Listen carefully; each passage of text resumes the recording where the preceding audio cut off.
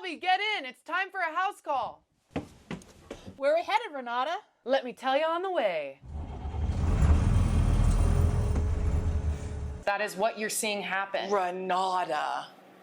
Does everybody know this? I don't know. I hope they listen to this podcast. Oh, I'm such a leaf picker. Yeah.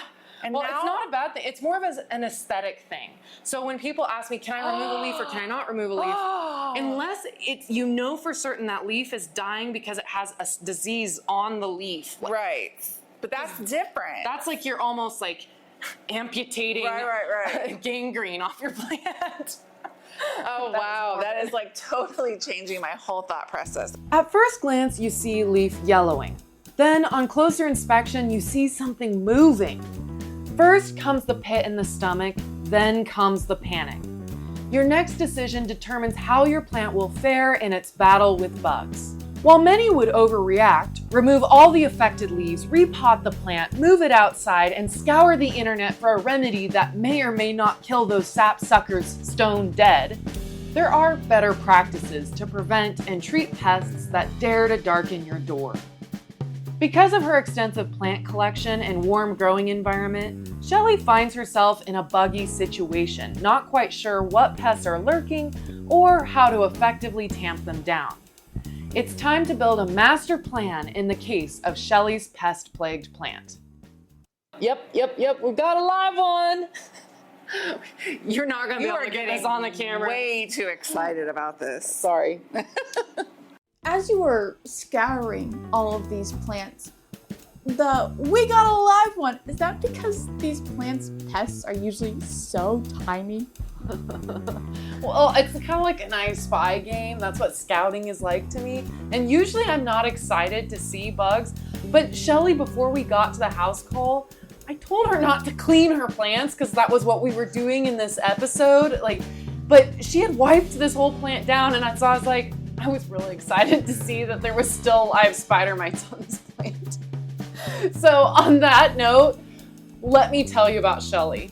First of all, you need to know that Shelly lives in a berm house, which means her house is completely buried except for the central atrium room that has amazing skylights. All of this is underground, and then that's why this vaulted ceiling, and then that's why they have the lights. This is our only outside source for light. While she's had plants before, it wasn't until she had this amazing space with so much light that Shelly felt like she could really start collecting plants. I got obsessed with monsteras, but I've never been a plant person until about 3 years ago. And boy, has she collected plants. I think there's only about 150. But it's not like she woke up with this tendency to collect overnight. Shelly already is a very artistic personality and loves antiquing and collecting all kinds of treasures. And I just like all the little hanging devices, and I like different types of pots. I like to put some in clay, I have some plastic. I have a couple of wood pieces that I've gotten at local artisan fairs. While many would consider Shelly an avid and even advanced houseplant grower because of her extensive collection, Shelly doesn't really see herself that way. She sees herself as a relatively new grower that just really loves plants.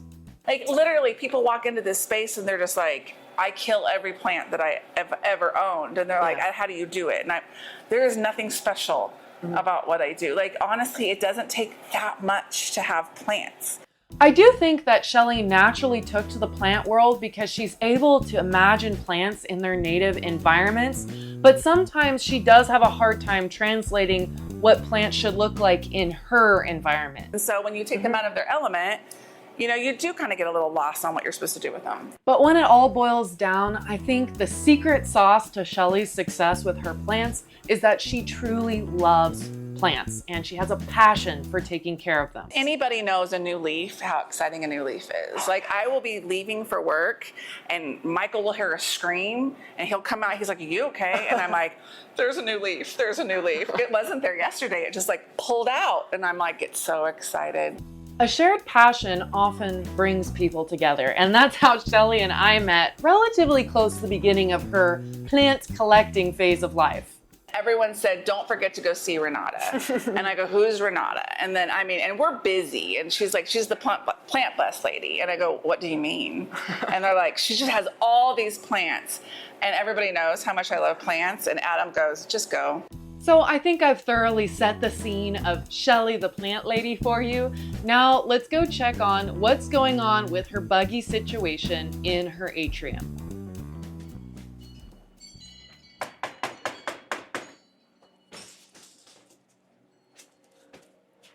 Hey! I love it. Hey! How are you? I am here for a house call. Come on in. Help with all the plant things. When we walked in the door, holy cow, there were plants on every single side of this, in my mind, in-home greenhouse. Yeah. It's an atrium. Have you ever been into a berm house before? Because I hadn't before I met Shelly. I don't know that I have. It's insane. Usually I look at those houses from the road, I'm like, those are insane. But they're really beautiful on the inside. To have an atrium like that, the skylights made it feel so much bigger. The ceilings were really high in there. It was gorgeous. It's almost like having a greenhouse in the center of your house. The skylights are amazing. You've got great air circulation. The humidity is actually quite nice in here. I know you have a humidifier running here, but even that little thing is not going to raise it to this level. Right. It's really the number of plants you have in this space. And it's like a jungle. It really is. And I like that. I like that it's not just one plant here, one plant here, one plant here. I like that they're covering each other. They're overlapping It's more each like other. the room is the accessory to the plants. Because atriums are so full of light and they have kind of more of a greenhouse environment than most homeowners experience in their house, it can not only help your plants thrive, but it creates a hospitable environment for all kinds of creepers and crawlers too. Yes. And I know that you have some bugs crawling around. Yes. That I'm here to help out with. When we got there, Shelly was on the ready. She wanted to tell me all the things she's already observed about her plants. So when I'm looking at my plants, I water my plants and I look at my plants and I walk through here every single day. Okay. I pick out any leaves that die. So you're already doing some natural scouting. Yes, but I'm not looking for bugs. You're kind of cleaning up the leaves. I'm just cleaning up the leaves. Checking in with them. Yes. So a couple of plants have these little clear dots on them. And I'm like, are those eggs? Are those like raised balls? I have one over there. Are they liquidy? Yes. Oh. So what is that? It could be sap or something called guttation. Okay. What is guttation? Guttation is a water physics thing. So picture this. You watered your plant in the evening and it's got a ton of water. It's called root pressure. Then it goes into the night and our humidity raises at night. Like we get a dew point at night. So then you've got really humid air as well. So what happens is this plant is just loaded with water, and instead of exploding, this plant just releases extra water out of specialized pores typically at the tips of the veins on the leaves, and that's called guttation. Now, this is extremely different than what Shelly's actually seeing. Guttation occurs from the xylem, so there's no sugariness or sappiness to it. You know how sap is sticky? Yes. There's actually something specifically on philodendrons called extrafloral nectaries. And what are those? Your face is killing me right now. What are those?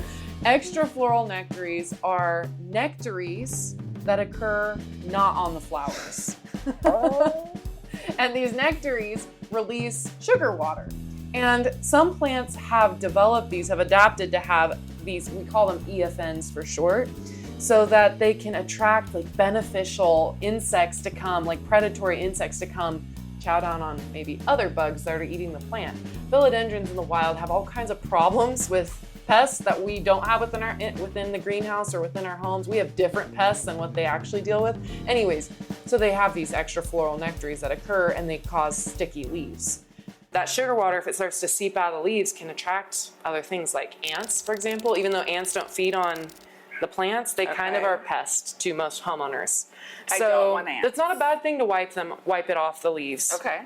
It's important that you do take a closer look when you see droplets on your plant to make sure whether it's guttation, extrafloral nectaries, or if it is bugs causing that sugar leakage, because any one of those three things could be causing those droplets. So it is good when you're scouting to pay attention to those. So the little details that are important to look for when you're scouting for bugs are very easy to do while you're doing these maintenance checks. So I'm gonna walk you through a few methods that I use when I'm scouting for bugs. And you don't have to do this with every plant. It's good to maybe pick 3 to 5 plants every time you do your check to just kind of look at a little closer. Because you have over 150 plants in here. Right. So it could be hard to check 150 plants every day. Every single time. No, even if you're doing this on a weekly basis, usually that's good enough. Yeah. Thankfully, there's only a few bugs that really give us problems in enclosed grow spaces. And so those bugs are spider mites. Gross. Thrips. Gross. Aphids. White flies. Scale. Oh my God, there's and a lot. mealybugs. Those are like the 6. So what's the little things flying around all the time? Those are fungus gnats. And I don't actually include them in my top 6 list of unfantastic bugs.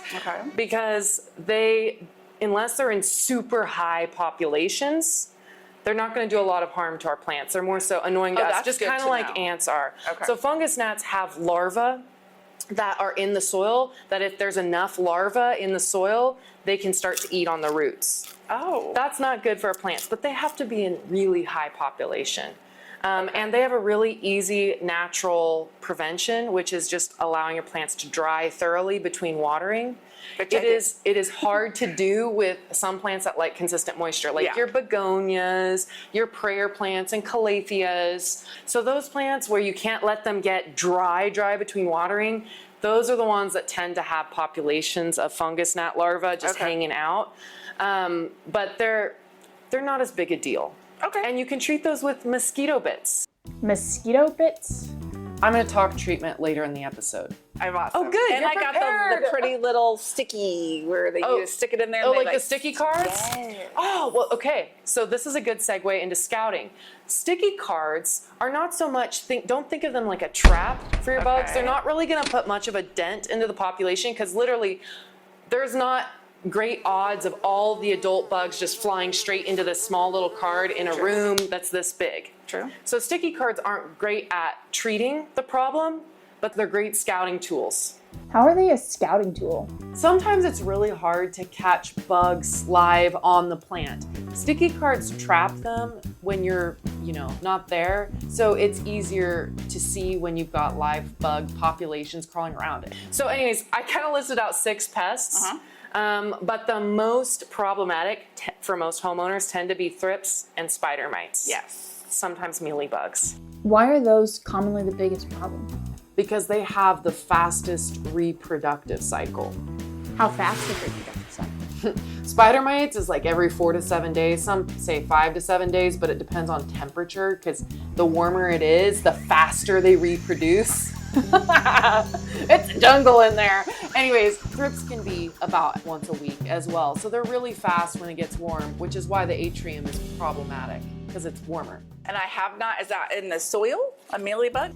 Everybody thinks when they get a bug problem, they've got to repot immediately because they think somehow there's bugs down in the potting mix. Actually, most of the foliage feeding insects are going to be on the plant. So repotting your plant's not going to do much. But most of them are foliage feeders. And that's what gives us problems. They suck the juices out of your plant. They like that sugar water. Does that mean they're leaving little pinholes on those leaves?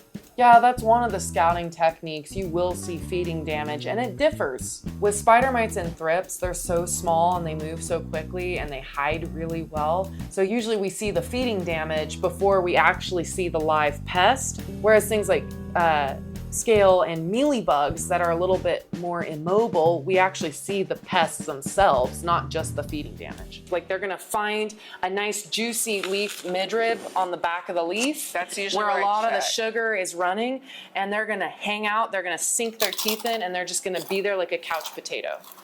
How long will they hang out there and be a couch potato?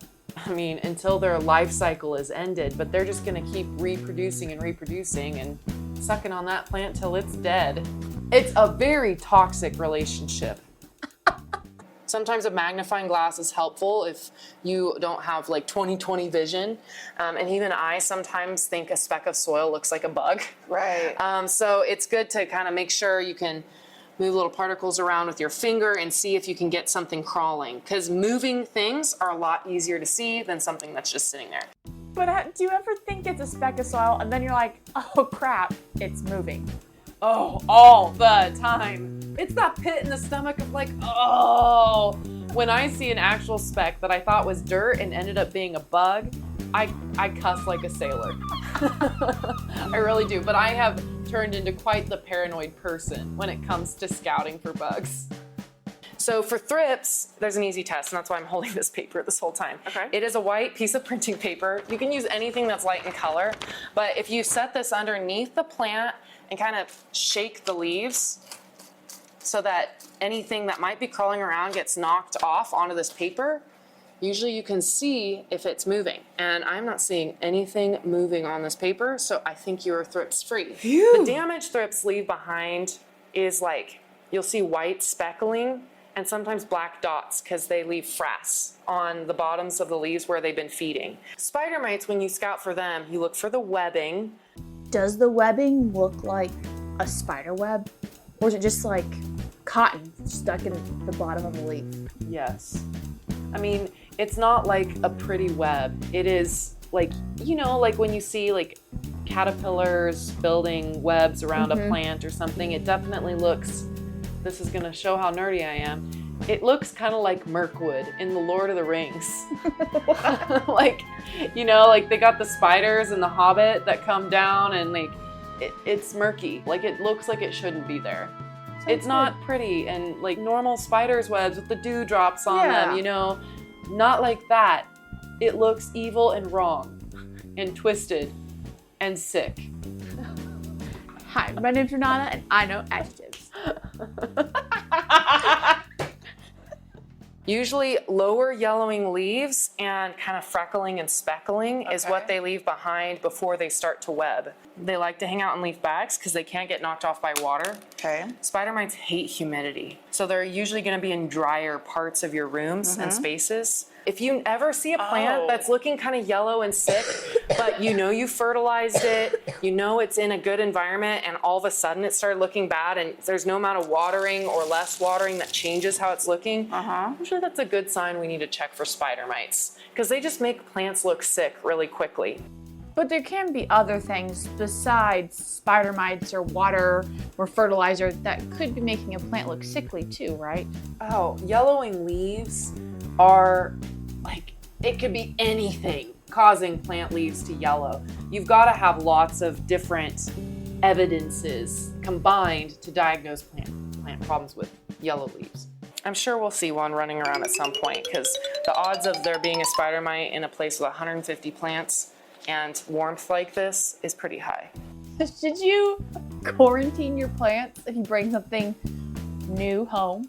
Yeah, first of all, scout it at the store. Try not to bring something home. Now, I know there's a few crazies out there that actually like to shop the clearance section, and if they see a plant with bugs, it's like, sure, why not? I'll bring that home. I feel like you should keep a 10-foot pole between you and the clearance section of most box stores because the odds of them having probably all of these bugs is pretty high because those plants are already stressed out.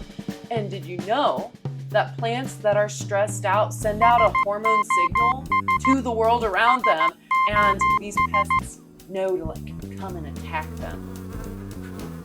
Yeah, so stressed out plants oftentimes also have bugs. It's not always that bugs cause the stress, but they kind of go hand in hand. Here's what my regimen is that I suggest when you do find any pest on your plants, whether that's scale, mealybugs, spider mites, thrips, aphids, or whiteflies. Do try to quarantine your plants if at all possible. Okay. Whether that's setting them on the floor separate from the rest of your plants or putting them in a separate room. I don't recommend moving outside if you can help it because you never know what the environment's going to do outside, and like right now we're still getting nighttime temperatures that are way too chilly for houseplants. People oftentimes kill their plants by moving them outside before they even have a chance to treat them. Is it basically freeze damage on the plant then? Well, they can freeze, they can get sun scorched, they can get hot temperatures outside. Heck, they could even get more bugs outside. Be cognizant that there are bugs on that plant. You'll want to wash your hands in between working with that plant and other plants, because bugs can be transmitted by us and our tools, even on our clothes. So I always work with the buggy plants last when I'm working, like watering or fertilizing or treating. The key when you find bugs on your plant is not overreacting and overcorrecting. Calm, level-headed strategy, though it may not be natural, is the way to go. Kind of boring.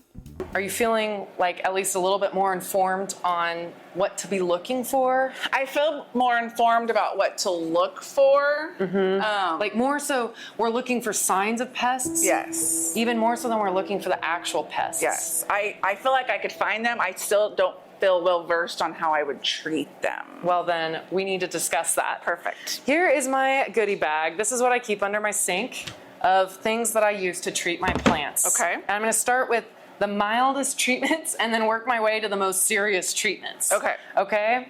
What makes them mild versus serious? Serious treatments would be chemicals, specifically synthetic chemicals, things that are going to be the harshest and the quickest acting, but maybe something that we want to avoid using if we can use a milder treatment. So the first thing that you can do, and you already alluded to it, rinsing your plants off, that can be a good, just washing the leaves off is a great just mechanical way to treat for bugs. You can also use like a washcloth, microfiber cloth, and some baby soap. And soap will get things off that maybe your water just rinsing is not going to. Okay. And it also helps clean the leaves pores and things like that. Whenever you're doing this cleaning process of either rinsing with water, wiping with soap, rinsing with water, any of this is mechanical treatment. So it means that you're not spraying anything, any chemicals on it, but you're cleaning the plants and removing any bugs that could be there. Are you going to see the bugs fall off, or are you just creating an environment that they don't like? Some of both. Anytime you're trying a new treatment method, I always recommend trying a small spot on an area that's not new growth, specifically because that's always a little softer, and then waiting a day to see if it actually did damage. Okay. Have you accidentally injured one of your plants before? No, actually, I usually don't use home remedies. I mean, I have the knowledge to know what not to use. But a lot of people do a lot of internet research and find all these like mix-ins that they can put on their plant instead of applying chemicals, which I can understand that, like wanting to not use harsh chemicals. But if you're doing home remedies, you gotta realize it's not science-backed. It's all experiential. So maybe start small and see how it goes. Mosquito bits are, think of them like loose tea leaves. They require that you steep them in your watering can before you water with them. Okay. So it's also like a drench. How do you drench a plant? A drench is like a chemical you put into your water when you water so that it treats the root zone. And then that kills the larva. It does not kill the adults. So it does take some time before you break that cycle, that life cycle. So you still have to deal with the adults like flying around, but as long as you're watering with this for at least a month, or sometimes people just water with it indefinitely. Wow, okay. Why would someone choose to water with it indefinitely? Because they're not good at letting plants dry out, or for some reason they have plants that don't like to dry out thoroughly in between watering, like begonias or African violets. Then they just use mosquito bits indefinitely to prevent that larva from building up in there. Neem oil or any horticultural oil or soap, they're not synthetic. Okay. So they're like the organic options for treating your plants. They're usually contact treatments. So when I say contact treatments, they have to actually make contact with your bugs in order to kill them. Okay. They're not always as effective because of that, because some bugs drop down into the soil. Right. And you always have to be extremely careful when you use neem oil or any kind of contact spray, that you spray all areas of the plant, the stems, the leaf backs, and get really thorough coatings, and then keeping in mind your bug's life cycle, because you have to do that then every 4 days that's the most I would recommend doing it, just to get them tamped down. There are varying levels of contact sprays. So we're talking about neem oils and soaps. They don't kill on contact, even though they actually have to contact the bugs to kill them. There are also synthetic sprays that are contact sprays that still have to contact the bugs to kill them, but they kill on contact. So that's why they're slightly more effective than your organic like oils and soaps. This is a bio-advanced spray. It's a 3-in-1 insect and mite control, and it's ready to use, which means it's not a concentrate. So like this neem oil here is a concentrate. You have to mix it with water. This one says it lists diseases here that it controls besides killing pests. It controls powdery mildew, rust, and leaf spot. Now, foliage diseases that are caused by bacteria and fungus are not very common to see in most home cases. Right. So I don't really tell people that they have to worry as much about that as they do use this product for more for spider mites. Now, sometimes I recommend still, even though it's rated for houseplant use, still taking them outside to treat them. Yes, so I do that. One thing about this I will say is it can make a mess. I do that. With so many options for chemical control, is it important to maybe read the label or make sure you're truly buying the same product you have been? The label is so important on your chemicals. When you're buying things that are labeled for use in a specific way, you need to read. And I always recommend reading the labels because it tells you about how to apply it, how much to apply, what bugs it treats, and it also tells you things like what precautions you need to take, like if you need to wear gloves or long pants or that kind of thing. Important things to be able to know before you start using an ingredient actively. It's good to be an educated consumer. It doesn't mean you can't use it. It just means that, it's like any tool. Right. You should read the instructions before you apply it. So let's take a look at this silver sword. We're going to scout it for what's going on because you notice that this one has stressed me out. I'm not going to lie. So you have 2 silver sword plants here. Correct. And they're singular vines. Silver sword philodendrons are vines that crawl up stakes, and they've got fairly decent leaves that usually stretch from like 6 inches to 12 inches depending on how mature the plant is. But they are like what their name suggests. They are silvery green in color, very shiny, and very what we call lanceolate in shape. Lanceolate is what? So think like a lance, that you stab someone with. Hence the name silver sword fern. So very narrow leaf shape. They're missing a lot of their lower leaves. Have they just dropped over time? So they lost all of their leaves because they had, I'm assuming, thrips. And then this one gets the webs everywhere. Like I just cleaned the webs off last week because they were so bad. Once you start to know where to look, it gets easier over time. So you're looking at the top of this leaf. Sometimes I'm also checking leaf backs, especially leaf edges where they're kind of curling and those bugs can hide. So really just getting up close and personal with the plant. Looking all over. You might have removed a good chunk of them when you wiped them down. But I'm honestly kind of shocked if that was a week ago and you had a pretty severe infestation that they're not already starting to pop. Everywhere. What categorizes an infestation as a severe infestation? You don't have to get up close and really see the problem. Like you can see it from a distance. Yeah. Your plant's clean. Oh wait, seeing webs. Yep. We've got a live one. You're not going to be able to get this on the camera. Way too excited about this. Sorry. One thing I want you to notice about this process. Okay. We saw the signs of the pest. We didn't actually see the visible pests until just now. But we knew to look for it because we saw the yellow speckling. Yes. And you saw all the webbing was really bad. At K-State, we got drilled into us that we're looking for signs and symptoms. And those are very different than the problem itself. Oftentimes, we think about symptoms and treating the symptoms. But if you want to get to the root of the problem and be an excellent grower, you gotta use the symptoms to diagnose the true problem so you can target an effective treatment. Signs and symptoms are not the same thing, correct? Right. So signs could be webbing and the sticky sap all over the ground, whereas symptoms are like leaf stunting on a plant or leaf yellowing. Those are symptoms.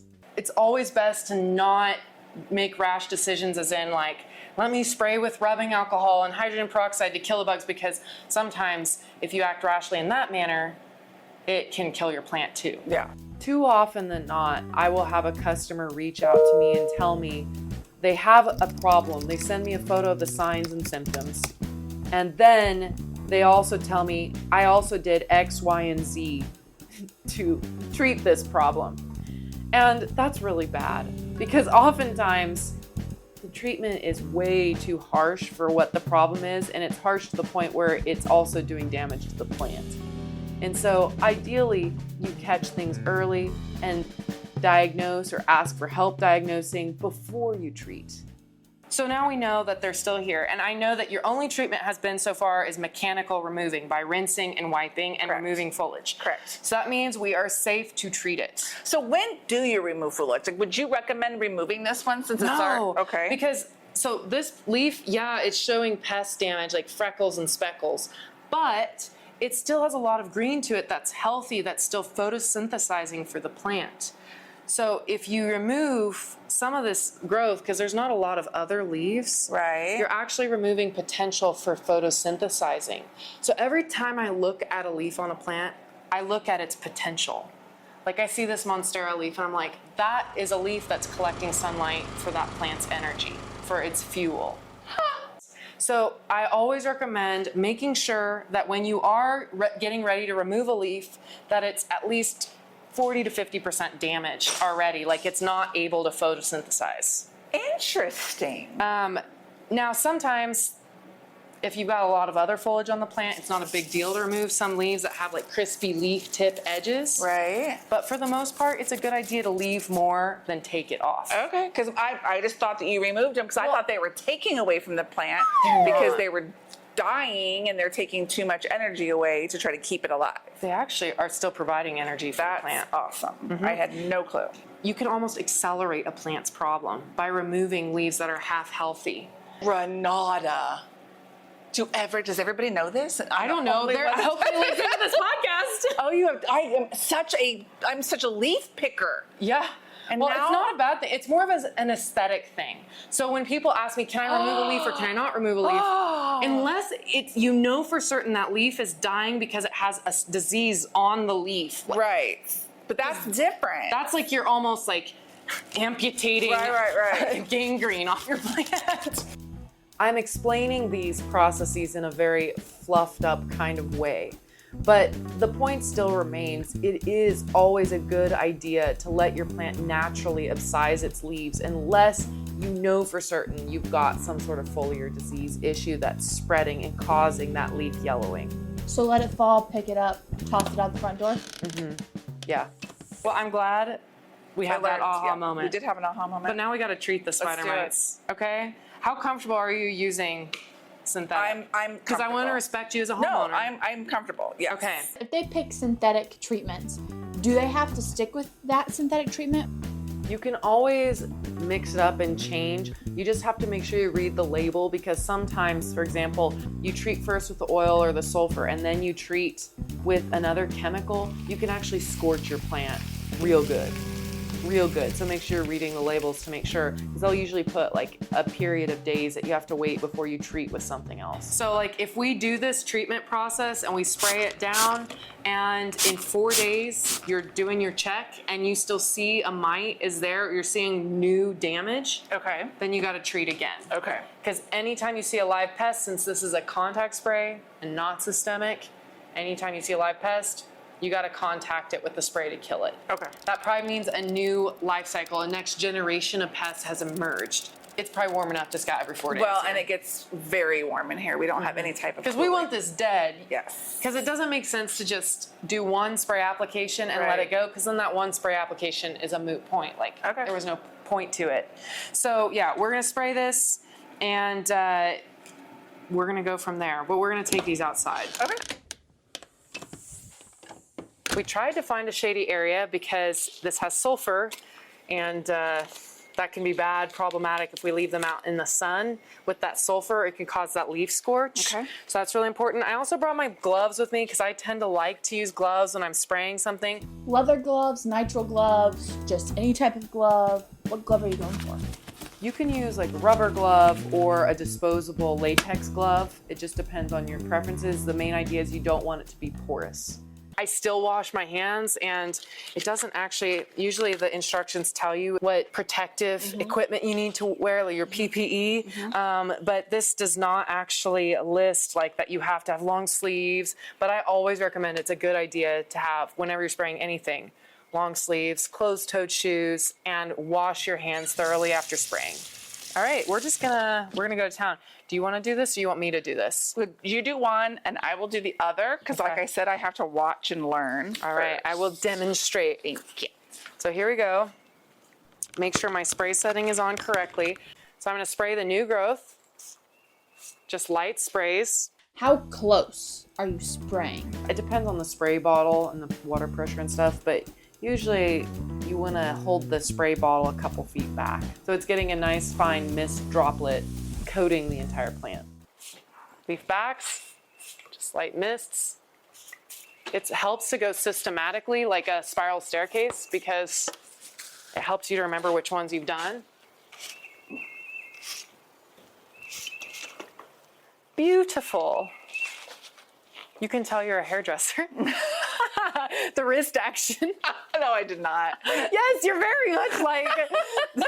Okay, all right, so they're both treated. Perfect. So now what? Now they need to stay here Outside. until they dry, the leaves dry. Okay. Typically. The other nice thing about this, apart from neem oil, is it does not stink like neem oil I does. smell absolutely nothing. Neem oil stinks really terribly. What does neem oil smell like?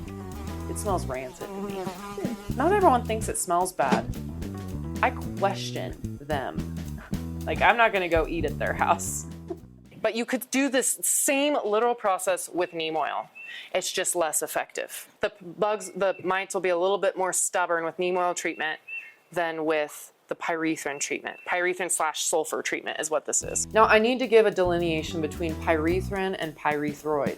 Pyrethrin actually does naturally occur in plants in nature to prevent bugs from feeding on them. Pyrethroids was scientists taking pyrethrin and making a synthetic version, and it's actually much more potent and effective. So pyrethrin are a little bit more mild than pyrethroids are. So it's going to dry out. I'm going to take them back inside. I'm going to make sure that the plants around them haven't gotten any mites. We're going to go check that next. And then 4 to 7 days, I'm going to recheck to see if I see any living mites. Okay. Sounds good.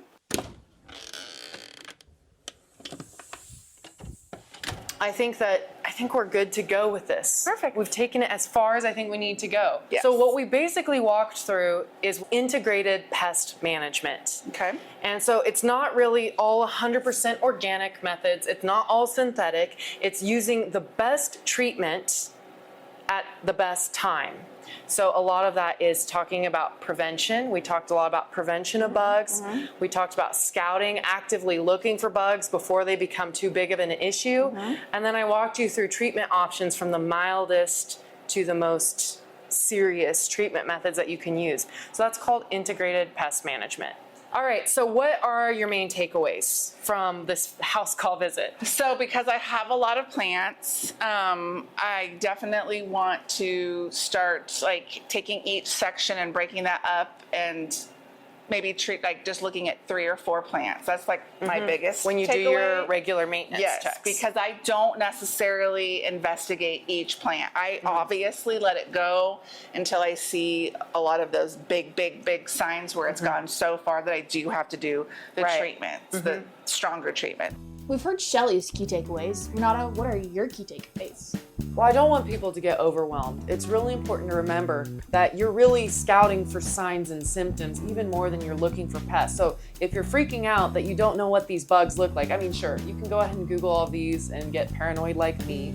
But really, you're looking for signs of pests first and foremost. Being cautious, being wary, being an integrated grower, preventing things. The second takeaway that's extremely important to remember is that when you are doing research to learn how to treat these, that you are using substantiated sources like sites that are .edu and .org sites or Department of Agriculture sites, because those are going to be based on scientific fact with your best interest in mind and your plant's best interest in mind, to be honest. So where can people find more information from the Plant Bus Lady? You can head to my website, renatasgarden.com, to see my plant guide. You can also subscribe to my Substack if you like to read your content, or check out my YouTube channel for added bonus visual content from this very episode and the rest of the series.